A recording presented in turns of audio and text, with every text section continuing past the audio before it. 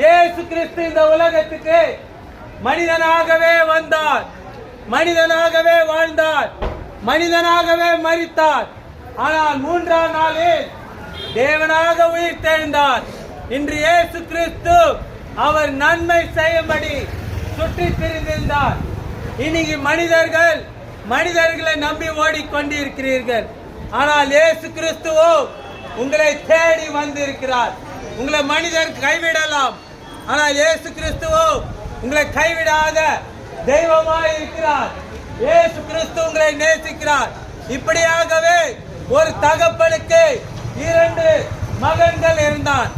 அதிலே இளைய மகன் சொன்னான், இயேசு தகப்பனே, உங்களிடத்தில் இருக்கிற பாதி சொத்து எனக்கு கொடுத்துருங்க என்று சொல்லி அந்த காசோ அந்த பணங்களோ எடுத்துக்கொண்டு அவன் ஓடிவிட்டான்.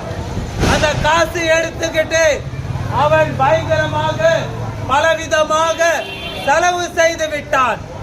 ஆனால் மறுபடியும் அவன் பாவத்திலிருந்து மனம் திரும்பி இயேசு இடத்தில் வரும்போது அவன் தகப்பன் இடத்துல வந்து விட்டான். அவர் தகப்பனோ அவனை புறம்ப தள்ளவில்லை. என் மகன் என் இடத்துல வந்து விட்டான் என்று அவர் அவனை நேசித்தார்.